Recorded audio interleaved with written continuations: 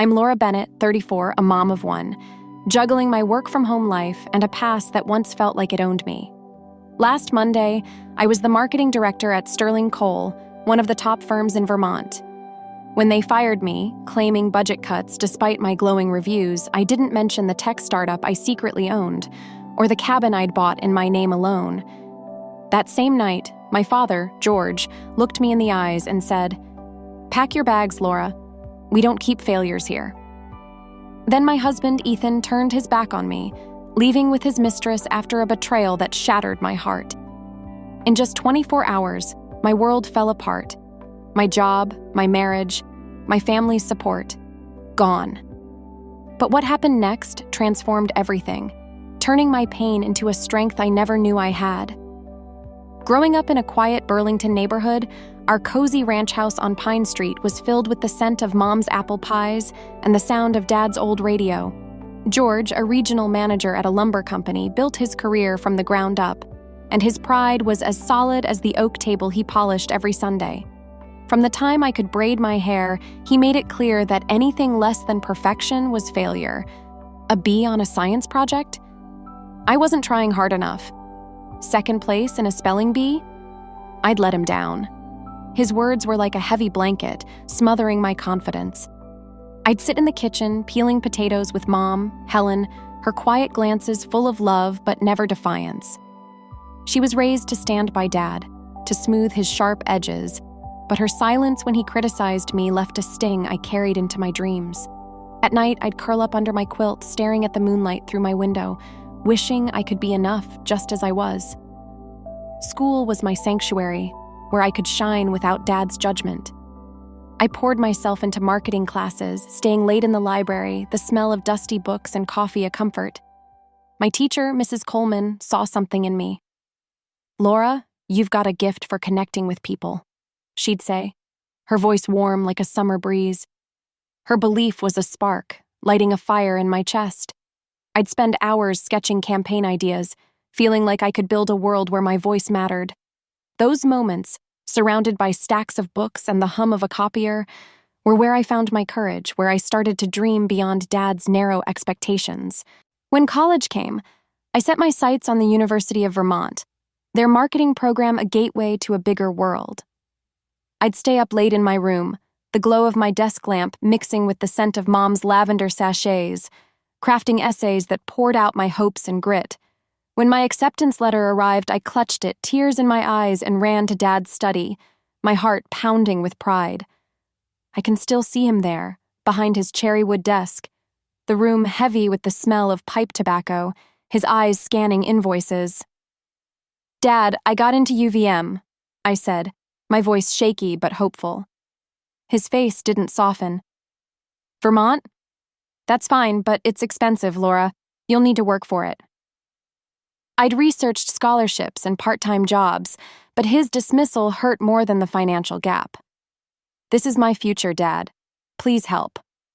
He looked past me, already back to his papers. "Your brother's business degree comes first. Marketing's a soft skill. Find a practical path." My throat tightened, but I pushed back, my voice cracking. "It's not soft. It's what I'm good at."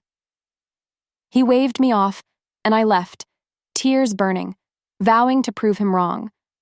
I worked 2 jobs, mornings at a cafe, evenings tutoring to cover tuition, collapsing into bed exhausted, my body aching, but my resolve stronger. I'd dream of campaigns, of brands I'd build, of a life where I didn't need Dad's approval. The next fall, I stepped onto UVM's campus, my heart a mix of fear and defiance. College was a blur of late nights, coffee-stained notebooks, and internships. But I graduated with honors, clutching my diploma like a shield, the crisp Vermont air filling my lungs with pride. I'd done it without Dad's help, proving I could stand on my own. My first job was at Sterling Coal, a prestigious firm where I started as a junior associate, the office buzzing with ambition. The pay barely covered my tiny apartment, but I learned fast, crafting campaigns that won clients over. I'd stay late, the office quiet except for the hum of my computer, feeling like I was building something real. When the firm promoted me to marketing director at 31, I felt unstoppable, even if Dad's response was a curt, "Good, keep climbing." Mom smiled, her eyes proud but silent, and I held on to that look, a small warmth in the chill of Dad's expectations.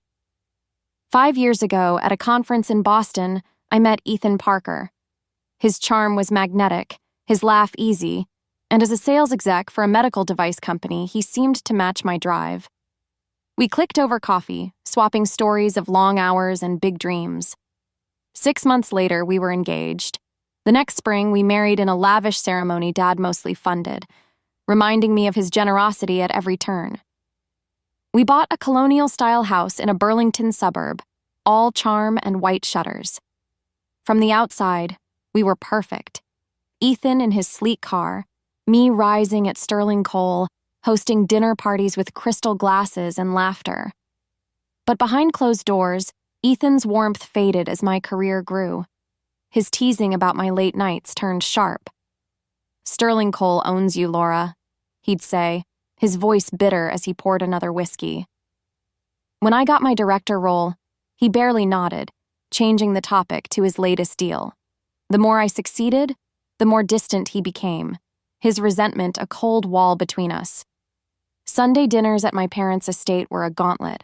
Dad grilled me about my salary, my campaigns, my next move, his voice cutting through Mom's pot roast. "You should be CMO by now, Laura," he'd say, his fork pointing like a judge's gavel. Mom's hand would find mine under the table, her touch a quiet apology, but she never spoke up. Her silence, shaped by years of pleasing Dad, left me feeling alone, fighting for a place in a family that didn't see me. 18 months ago, Sterling Coal changed. New management, led by Greg Sullivan, my new boss, turned our collaborative team into a snake pit. My campaigns were reassigned, my ideas dismissed in meetings. Presentations I'd perfected had errors during client pitches. Emails I sent vanished. Glowing client feedback was reported as negative. Layoff rumors swirled, and my colleague Sarah Brooks warned me over coffee. "They're clearing out the old team, Laura. Greg wants his own people." I worked harder, staying later, but the ground was slipping. What no one knew, not Ethan, not Dad, not Mom, was that 3 years ago, my grandfather, Papa Jack, left me an inheritance. He'd been my rock, sneaking me candy and telling stories of his small-town hardware store. His letter read, "Laura, always have your own safety net. Your strength is your freedom." I used part of the money to buy a cabin in the Adirondacks, titled in my name, a cozy retreat with a stone fireplace and lake views. I also invested in a tech startup, Novatech, a risk that grew into a major stake as the company soared.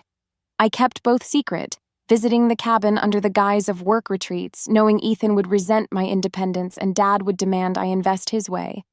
That cabin became my refuge, the scent of pine and the sound of loons calming my racing heart. As work grew toxic and my marriage frayed, I thought of that cabin more, a lifeline I didn't know I'd need soon. Last Monday started normally. I arrived early at Sterling Coal, prepping a quarterly campaign pitch, my notes spread across the conference table. The room filled, but I noticed HR reps, including Diane Foster, who rarely joined us. Greg walked in, avoiding my gaze. Before I could start, he spoke. "We're restructuring the marketing department. Laura Bennett's position is eliminated, effective today." Silence. My team stared at their laptops or at me with pity.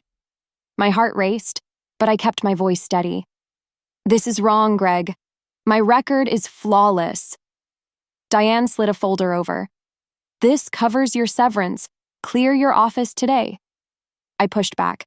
"Why? I've exceeded every goal." Diane's reply was robotic. "Budget cuts, not performance." It was a lie, and we all knew it. A security guard, Mike, escorted me to my office, his eyes apologetic as I packed my awards, photos of my daughter, Lily, and a tiny succulent into a box. My computer was locked, years of work gone. Sarah slipped in, whispering, "Greg's been meeting clients behind your back for months." This was planned. The humiliation of being escorted out past silent colleagues burned, but I held my chin high, refusing to break. Driving home, I rehearsed telling Ethan, hoping this might bridge our gap. His car in the driveway at 11 a.m. was odd. He was never home midweek. Relief flickered. I could share the news now. "Ethan, you here?" I called, entering through the garage. Silence, then muffled sounds upstairs. His jacket and briefcase were strewn on the stairs, unlike his tidy habits. I pushed open our bedroom door and froze. Ethan was pulling on a shirt, hair messy, the shower running. His phone buzzed, a text from Sophie with heart emojis. "Who's Sophie?" I whispered. His face flashed from panic to anger. "Why are you home? Checking my phone?" "I got fired," I said, flat. "Answer me." The bathroom door opened, and a young woman in my robe, blonde, mid-20s, froze. "You must be Sophie," I said, my calm surprising me. Ethan's salesman voice kicked in. "This isn't what it looks like." "It's you cheating in our bed on a Monday," I shot back. Sophie grabbed her clothes, retreating. Ethan's tone turned cruel. "If you weren't married to your job, I wouldn't need this. When were you a real wife?" My hands shook, but I stood firm. "How long?" 6 months, he said unashamed. Sophie gets me. 6 months of lies. His client dinners a cover. "Get out," I said. "Both of you. Lawyers will handle the rest." Ethan laughed, vicious. "Your house? I pay half. Jobless now. Good luck." He stepped close, his voice low. "You're nothing without me." Then he spit in my face, the shock freezing me as saliva hit my cheek. "Sophie and I were telling you this weekend," he said, grabbing a suitcase, tossing clothes in. "We're buying a condo with my bonus." Sophie slipped out, avoiding my eyes. Ethan paused at the door. "I'll be back for my stuff. Don't change the locks." The door slammed, his car roaring away. My phone rang. Dad. I declined, but his text followed. "Come to the house now. Your mom and I need to talk." My world was collapsing, and Dad's summons promised more pain. The drive to my parents' estate in Shelburne was a blur of tears. Their brick colonial surrounded by manicured lawns screamed Dad's success. Mom opened the door, her eyes worried. "He's in his study with Ryan," she whispered. My younger brother Ryan was the family peacemaker, working at Dad's company but keeping his independence. In the study, Dad sat behind his desk, Ryan on a couch, both tense. "Sit," Dad ordered. I stood, defiance my shield. "I heard from Greg Sullivan," Dad said, cold. "He's a golf buddy. He said you were fired for performance issues." My stomach twisted. "That's a lie. I was their best director. It was sabotage." Dad waved me off. "There's always another side, Laura. What's your plan?" No empathy, just pressure. "I lost my job 6 hours ago, Dad. I don't have a plan." He stood, towering. "That's your problem. No foresight. Success means planning for failure." Mom brought coffee, her voice soft. "Dinner's in 30. I shook my head. "I wasn't staying." Dad scoffed. "You are. We'll discuss your next steps. Ryan might know someone at Greenway Marketing." Ryan shifted, uneasy. "I can ask, but..." I cut in. "There's more. Ethan's leaving me. I caught him with another woman." Silence. Mom gasped. Ryan stared at the floor. Dad's voice was ice. "Maybe if you'd focused on your marriage, not your career, this wouldn't have happened." His words stung like a slap. "You're blaming me for his affair?" Mom tried. "George, that's unfair." He silenced her. "Life's unfair, Helen. Laura, you chased promotions, trips. Men need attention. You failed him." I whispered, "That's disgusting." "It's reality," he shot back. "You lost everything in one day." "What does that say?" Dinner was tense, the crystal glasses mocking me. Dad dropped another bomb. "I spoke to Ethan. He said you were hysterical, throwing things." "He was in our bed with her," I shouted, "and he spit on me." Dad shrugged. "Ethan's reasonable. You're emotional, stressed." Ryan spoke up. "Dad, hear her out." Dad ignored him. Ethan's worried about your spending now you're jobless. I laughed, bitter. He leased a $60,000 car last month. Dad pressed on. You need a new job by next week or don't come back asking for help. Failures don't belong here. I stood, chair scraping. Thanks for dinner, Mom. Dad called after me. 1 week, Laura, pack your bags. I checked into the Willow Inn, its plain room a refuge. Alone, I sobbed for my lost career, Ethan's betrayal, Dad's cruelty, Mom's silence. My phone buzzed. Missed calls from my friend Kate, my neighbor Megan, and a text from Ryan. Dad was wrong. Call me. I called Kate, my college roommate. Laura, where are you? She asked, worried. Willow Inn. Everything's gone. Job, Ethan, Dad. She gasped. Sarah from your office called me. That firing was a setup. And Ethan cheated? I nodded, though she couldn't see. Dad said I deserved it. Stay there, she said. Megan and I are coming. They arrived with wine, snacks, and hugs, their support a lifeline. Megan, a divorcee, urged, Get a lawyer now. Ethan will try to take everything. I confessed. Papa Jack left me money. I bought a cabin and invested in Novatech. No one knows. Megan grinned. You're a genius. That's your safety net. I checked my emails. One from my assistant, Zoe, read, Greg deleted your files, but I backed them up. He stole your campaigns. Call me. Another from Sarah. Check your junk folder for client emails from David Cole. Greg intercepted them. I found dozens of messages from David, a key client confused by my silence. They'd sabotaged me. Ethan texted, Took joint account funds for expenses. Talk through lawyers. Our $55,000 was gone. Megan nodded. Document it. A judge will care. We planned. I'd call my lawyer, Susan, to protect my assets and start divorce proceedings. I'd move to the cabin. Zoe's files would prove my case against Sterling Cole. By dawn, despair turned to resolve. Papa Jack's words echoed, Your strength is your freedom. I'd lived for Dad's approval, Ethan's love, corporate success, no more. I vowed, rebuild on my terms, never shrink for anyone, and remember this low to appreciate my climb. I called Susan, leaving a voicemail.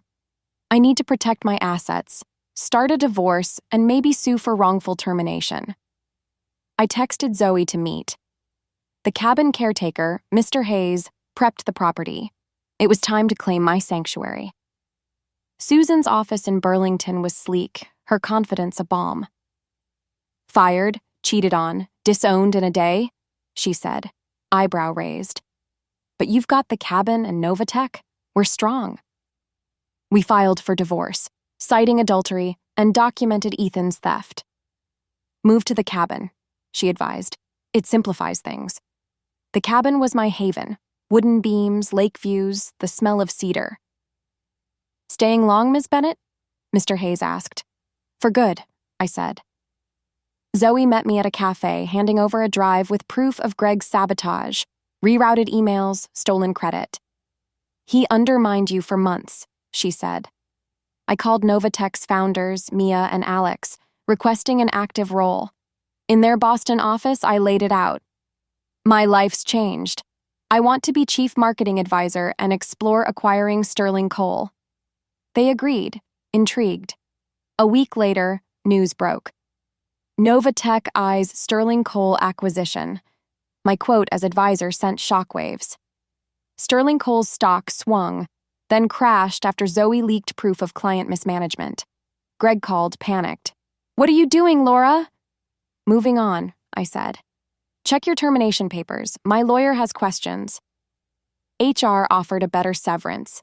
6 months pay, neutral reference. Susan urged acceptance, reserving legal rights. Ethan's voicemails grew desperate as Susan froze our assets. He showed up at the cabin, banging on the door. I called the police, who warned him off. Sophie contacted me, revealing Ethan's lies. He said you were separated, and he's got gambling debts, $90,000 in credit card advances. She shared texts proving Dad and Ethan conspired, Dad feeding him work gossip. I sent them to Susan. No action needed yet.